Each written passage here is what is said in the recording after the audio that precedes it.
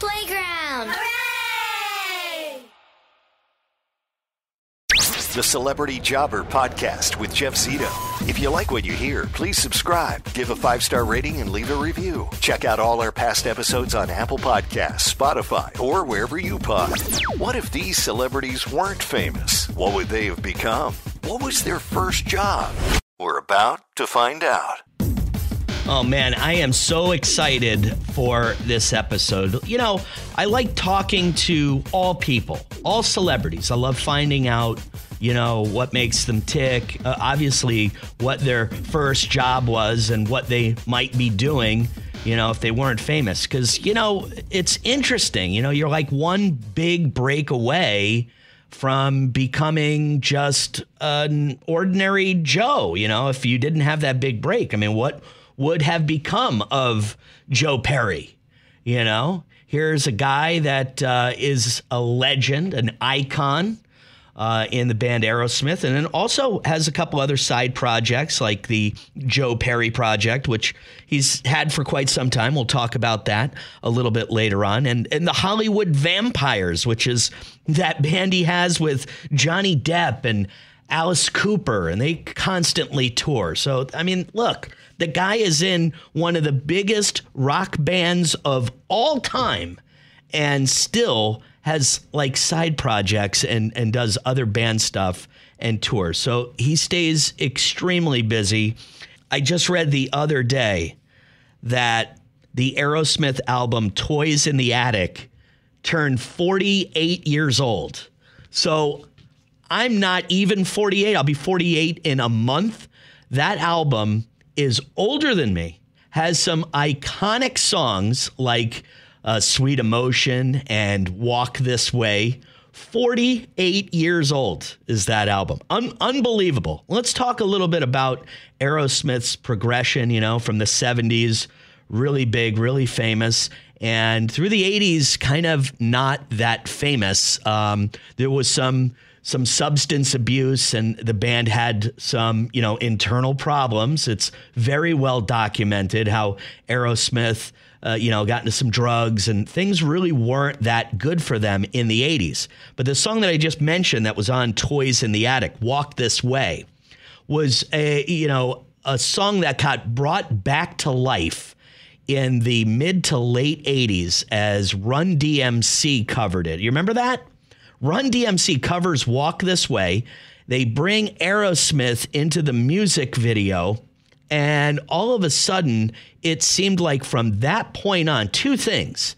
There was the rap rock genre, which officially started from that song, and a resurgence of the band Aerosmith, who was really not doing a whole lot. Like I said, in the 80s, they had some real problems internally. So all of a sudden, that song, Walk This Way with Run DMC, comes out. Boom, the band explodes because they have, you know, like Janie's Got a Gun, and they came out with all these other songs in the late 80s. And then the 90s came.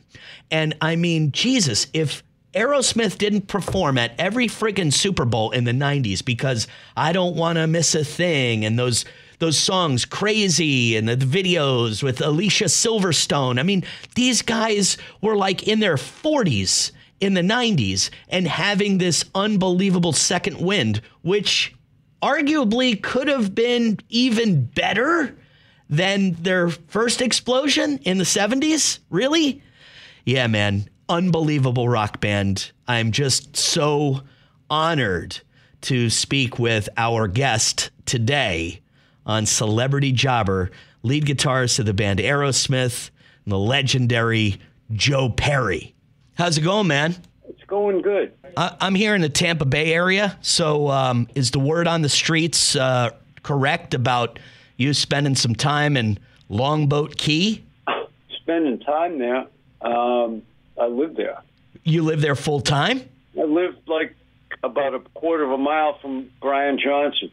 Okay, yeah. Yeah, it's like that little part of Florida is kind of a... Anyway, it's great there. Cool, man. How long have you been here for?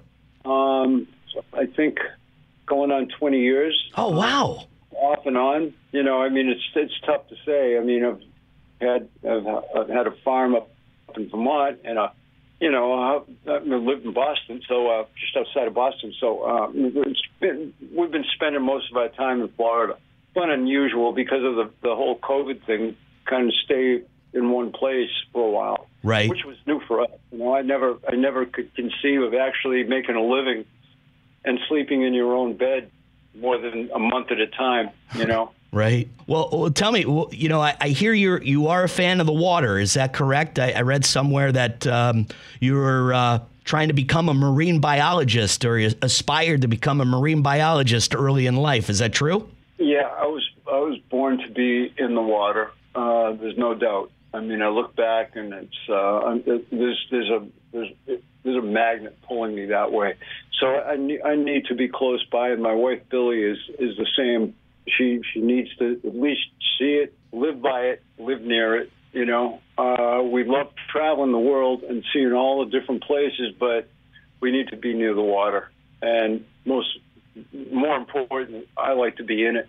Right. Tell me a little bit about growing up in Massachusetts. Were you near the water there? But tell me a little bit about growing up. Well, our family lived in a town called Hopedale, right outside of Boston, which is actually, probably like a half an hour away from where the Patriots play. Okay. I mean, everybody knows where that is, but I spent most of my time in New Hampshire on a lake, and that's where I met Steven, that's where I met Tom, and that's really where my roots are, and so I spent all my time in the water there, man. I wrote all about it in the book. Tell me a little bit about mom and dad and growing up in outside of Boston. I know your mom was in the school system. Your dad was an accountant. Did you guys you have any siblings? Did you grow up? How did you grow up? Middle class, upper class? Middle class, very middle class. And it's a really small town. And my sister, I was just with her a few days ago. She still lives up in New Hampshire, and we grew up in a very, very almost Norman Rockwell kind of town. Right. It took me to getting out of the town and just getting out to see the rest of the world, and it was a really, really kind of normal childhood as far as that goes. I mean, I was really fortunate to have that, and but once I got out in the world and realized that maybe being a doctor, lawyer, tailor, sailor, whatever, wasn't in the cards for me. Right. Do you remember your first job? What did you do as a very first job, paying job? I probably, besides mowing the lawn for my parents, I worked in a factory. In the town that I grew up in. It was a little factory town, and I worked with down in a foundry where they actually, they pour molten metal, and back when factories actually made everything from the ground up. Wow. Woodwork, metal, molding parts. I mean, it was really a dirty job, but I learned about what I didn't want to do. You were talking about growing up, on that lake up in New England in Massachusetts, and you said that's where you met Steven Tyler. Can you tell me a little bit about that meeting? In New Hampshire, yeah. We used to play. His band from New York used to come up and play, and they were like a couple of years ahead, and his band was arguably the best live band that I can remember seeing, aside from the bands that I used to see in Boston, like the Who or the Jeff Beck group. But they were a great band, and I remember finally we had a chance to jam together and decided that I had something he didn't have, and he had something I didn't have, and that was the thing that put it together when we moved to Boston. We figured it would be it was the nearest big city, and it's a college town, and it was a great place to try and and start what we wanted to do. You know, plenty of rock and roll clubs at that time, and so it was. So that's what happened. You know, we found each other out in the woods, and I was friends with Tom. He was my best friend at the time, and he still is. And you know. And then we moved to Boston. You ever think about, like, if it was a series of events or a certain event, like what your big break was? You're jamming with these guys, you're in Aerosmith, but what was, like, what you consider your big break? It was a series of little breaks, I have to say. I mean, there were times when you felt like we, you know, got to the next level.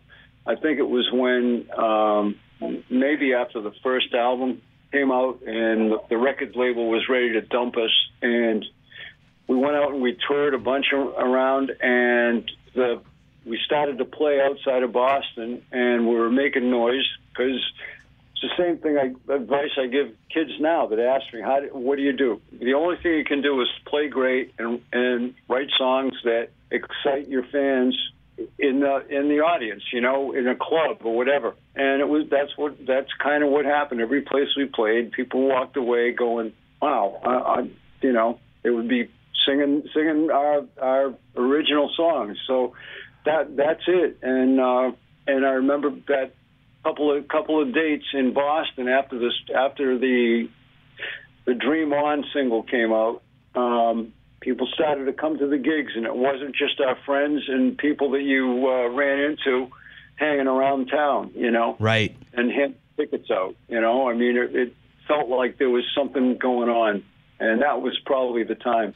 So, FYI, other than Aerosmith, Joe Perry has two other bands. The Joe Perry Project, which originally formed in the 70s and has been going on and off since then. By the way, the lead singer of the Joe Perry Project happens to be the great Gary Cherone from Extreme, and one-time lead singer of Van Halen. Also, the Hollywood Vampires. You got Joe Perry playing guitar for the Hollywood Vampires, Johnny Depp, and lead singer Alice Cooper, who, by the way, Joe, I met a few years ago, and just so you know, he deemed me worthy.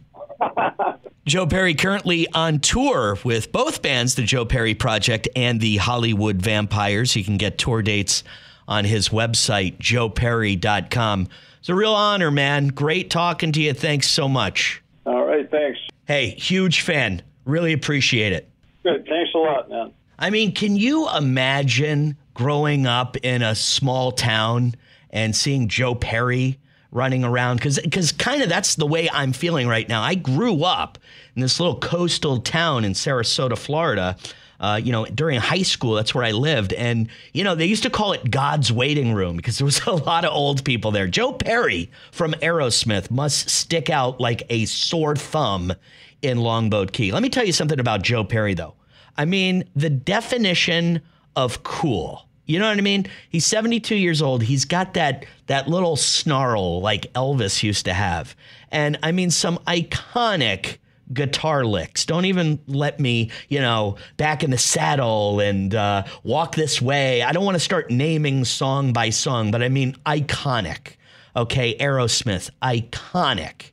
Grew up in a middle-class neighborhood outside of Boston. He has a sister. His mother worked as a school gym teacher. His father was an accountant. Again, he said he had a good growing up. And a water baby. Again, kind of like myself. I feel like I need to be near the water or in the water to kind of be happy and clear my head. Same thing with Joe Perry.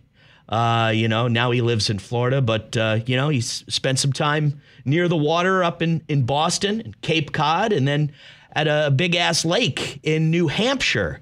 And he tells us the story about how he met Steven Tyler, who would be his lead singer in his band and one of his best friends. And I mean, these two guys, can I say anything more about the band Aerosmith? Absolutely iconic and unbelievable.